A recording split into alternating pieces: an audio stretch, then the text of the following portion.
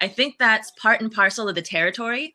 And if you feel doubt and fear and any of the negative emotions, I would say don't feel surprised and don't feel like something's wrong with you. You're actually doing it right. If you're scared, if you're nervous, and if you're intimidated, you're doing it right. It is intimidating in the beginning. But what I've learned is that I'm not the kind of person who used to sell lemonade or lollipops as a kid. I was never entrepreneurial. My parents aren't entrepreneurial. I have like zero exposure to entrepreneurism. It kind of just happened. And when I realized, wow, I really can't work for someone else anymore. I really need time freedom. I really need location freedom.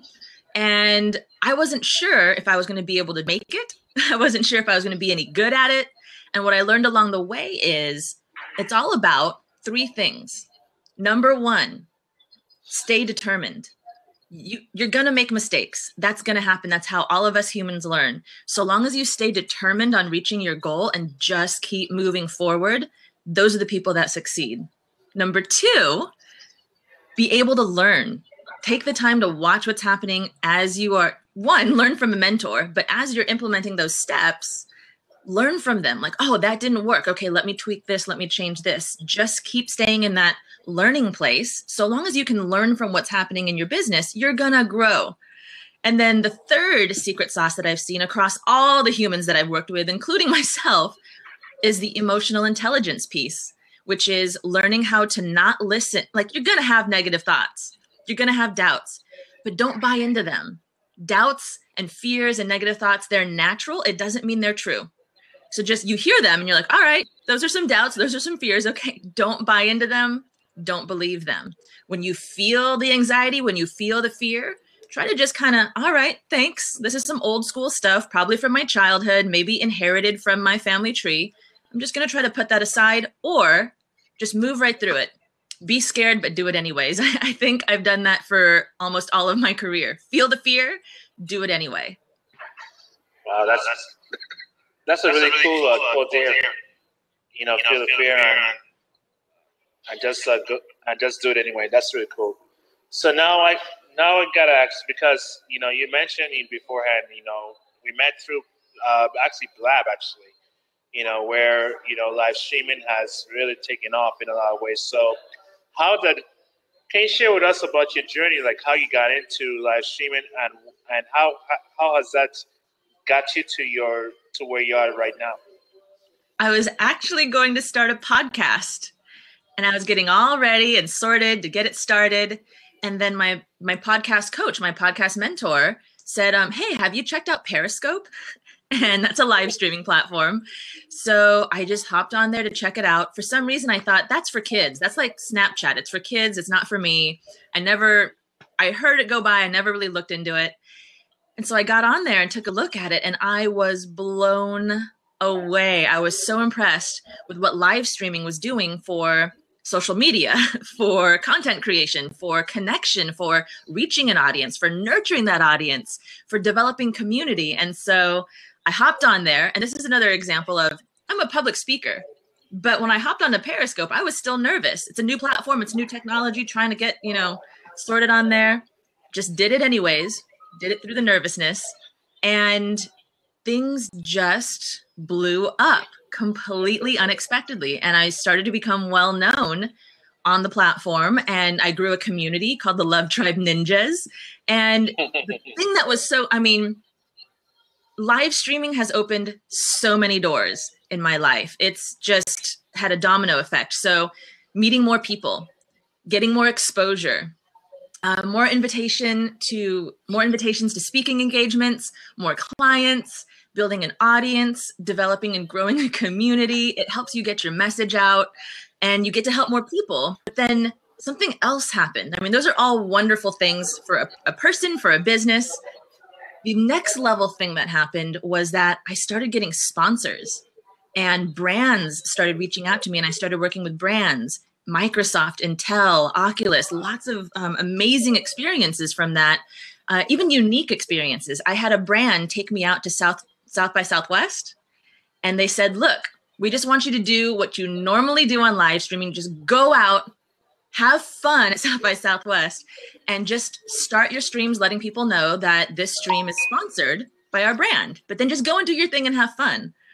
And so I got taken out to South by Southwest to just go do my thing. And I got to work with a really cool brand and do really great giveaways that was super exciting for the audience. And I got into influencer marketing, a fairly hot topic right now, which is anyone that has an audience on social media can also start to work with brands and do really cool projects, really creative things together. And it's also let me be able to interview and meet some really amazing people, because once you start developing an audience, once you grow as an influencer, you can meet other influencers and other big players in a lot of different scenes. And they kind of open right up to you when you're already an influencer. So I've gotten to meet a lot of people that I probably wouldn't have had a reason to meet or a way to meet in the past. And I've gotten to interview a lot of amazing people as well. So it's been a wild ride, and it's been amazeballs, if I could use that word. Well, let's ask about influencer marketing. Actually, in your mind, what is a true influencer really? I would say that a true influencer is somebody who has an audience or has a community that they've been supporting or helping or building a relationship with. So they have a connection with their audience, and there's trust and rapport, there's friendship, such that if you end up working with a brand, now I would say you should only work with brands that you feel aligned with and that you like what they're up to, and it makes sense to bring some of their magic to your community, whatever their magic is. And then you can partner together with the brand and do something really fun that introduces the brand to your audience and hopefully gives your audience some value, whether it be a free gift, whether it be a free trial, whether it be here's some giveaways that we're going to do. We're going to raffle off a bunch of really great prizes today.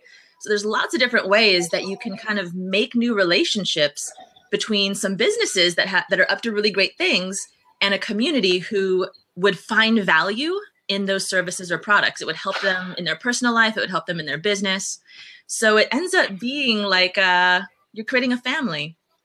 And I think that's the best way I would describe influencer marketing, but also the best execution of influencer marketing. All right. Now before we get into the part of the travel, I gotta ask this question because, I mean, you mentioned before that speaking engagement. Last year you spoke at Podcast Movement in Chicago. So can you share with us about how did that align with what you do?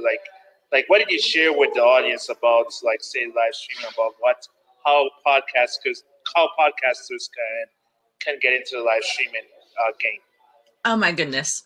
So I spoke at Podcast Movement last year about it. I'm speaking at PodFest in February about the same thing. When you have a podcast, or when you're thinking about starting a podcast is already a great way to bring value to people and to develop a community.